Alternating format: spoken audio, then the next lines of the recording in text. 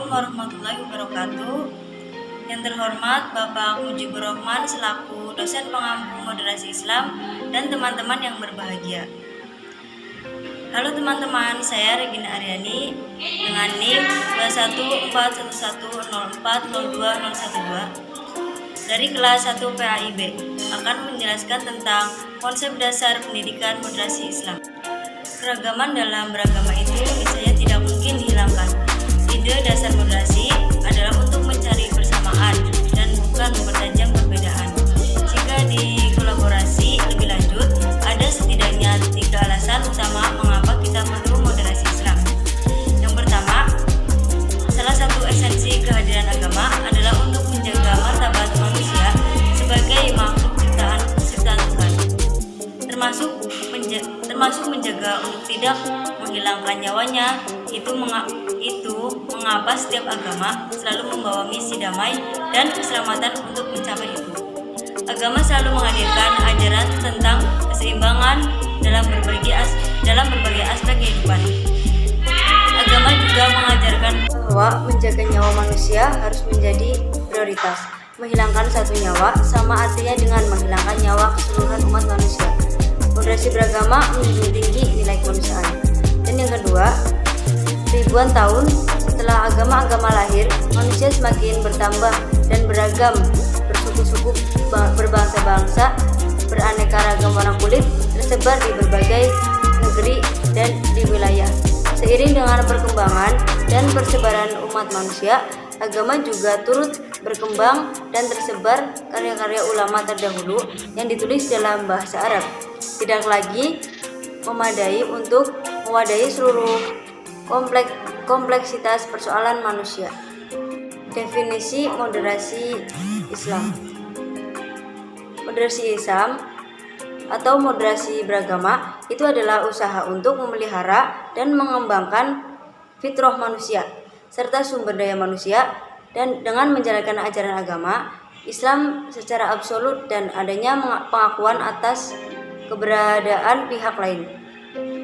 Pemilik sikap toleran, penghormatan atas perbedaan pendapat, dan tidak memaksakan kehendak dengan cara kekerasan, dan menghargai kemajemukan dan kemajuan berinteraksi serta ekspresi agama yang bijaksana dan santun. Selanjutnya yaitu tujuan dan manfaat moderasi Islam.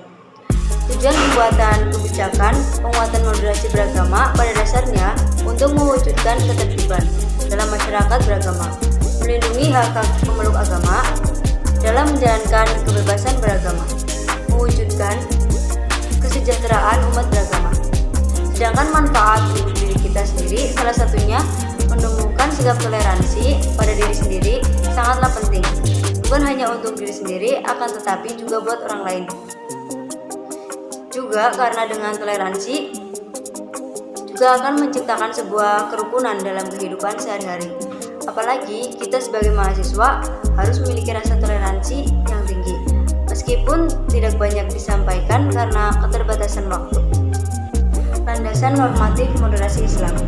Kata normatif berasal dari bahasa Inggris norm, yang berarti norma, ajaran, acuan, ketentuan tentang masalah yang baik dan buruk, yang boleh dilakukan dan yang tidak boleh dilakukan. Pada aspek normativitas, studi Islam masih banyak terbebani oleh misi keagamaan yang bersifat memihak, sehingga kadar muatan analisis, kritis, metodologis, historis, empiris, terutama dalam menelaah teks-teks atau naskah keagamaan. Produk sejarah terdahulu kurang begitu ditunjukkan, kecuali dalam lingkungan peneliti tertentu yang masih sangat terbatas. Yang selanjutnya yaitu landasan historis moderasi Islam. Dalam Kamus Umum Bahasa Indonesia, WJS Purwodaminta mengatakan sejarah adalah kejadian dan peristiwa yang benar-benar terjadi pada masa lampau atau peristiwa penting yang benar-benar terjadi. Definisi tersebut terlihat menekankan kepada materi peristiwanya tanpa mengaitkan dengan aspek lainnya. Sedangkan dalam pengertian yang lebih komprehensif, suatu peristiwa secara perlu juga dilihat siapa yang melakukan peristiwa tersebut, di mana, kapan, dan mengapa peristiwa tersebut terjadi. Islam normatif dan Islam historis selalu dipertentangkan secara kategoris. Hal ini bukan saja tentang dua kata, ini dalam kaidah bahasa berwatak antonim, tetapi dikarenakan memiliki cara pandang yang berbeda dengan lainnya. Yang terakhir yaitu prinsip-prinsip moderasi Islam. Salah satu prinsip dasar dalam moderasi beragama atau moderasi Islam adalah selalu menjaga keseimbangan di antara dua hal. Misalnya, keseimbangan antara akal dan wahyu, antara jasmani dan rohani, antara hak dan kewajiban, antara kepentingan individual dan kemaslahatan komunal, antara keharusan dan kesukarelaan, antara teks agama dan ijtihad tokoh agama, antara gagasan ideal dan kenyataan, serta keseimbangan antara masa lalu dan masa depan. Yang kedua, keseimbangan adalah istilah untuk menggambarkan cara pandang, sikap, dan komitmen untuk selalu berpihak pada keadilan, kemanusiaan, dan persamaan. Kedua nilai ini, adil dan berimbang, akan lebih mudah terbentuk jika seseorang memiliki tiga karakter utama dalam dirinya: kebijaksanaan atau wisdom, ketulusan purity, dan keberanian courage.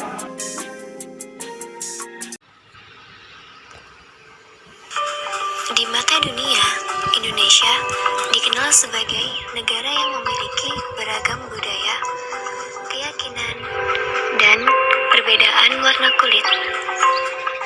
Keberagaman tersebut merupakan kekuatan yang dimiliki oleh Indonesia.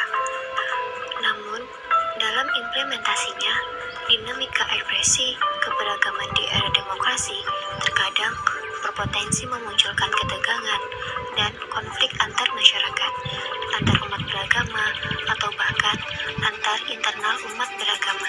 Oleh karena itu, diperlukannya moderasi, salah satunya yakni moderasi beragama untuk menjaga keharmonisan bangsa. Moderasi beragama adalah sebuah cara pandang terkait proses memahami dan mengamalkan ajaran agama agar dalam pelaksanaannya selalu dalam jalur yang moderat. Pada umumnya, di Indonesia menganut 6 agama resmi, yakni agama Islam, Katolik, Protestan, Buddha, Hindu, dan Konghucu. Semuanya hidup berdampingan yang diatur dalam kerukunan hidup beragama. Dengan adanya keberagaman agama di Indonesia, bangsa Indonesia memerlukan sikap toleransi agar terciptanya kerukunan dan perdamaian antar umat beragama. Toleransi adalah sikap saling menghormati dan menghargai antar individu ataupun antar kelompok. Sikap toleransi beragama seperti tidak memaksa orang lain untuk mengikut agama kita, tidak mencela atau menghina agama orang lain dengan alasan apapun, tidak melarang ataupun mengganggu umat agama lain untuk beribadah sesuai agama atau kepercayaan masing-masing. Mari saling menghormati dan menghargai agama lain, seperti semboyan Bhinneka Tunggal Ika, berbeda-beda tetapi tetap satu jua. Sekian dari saya, kurang lebihnya mohon maaf. Wassalamualaikum warahmatullahi wabarakatuh.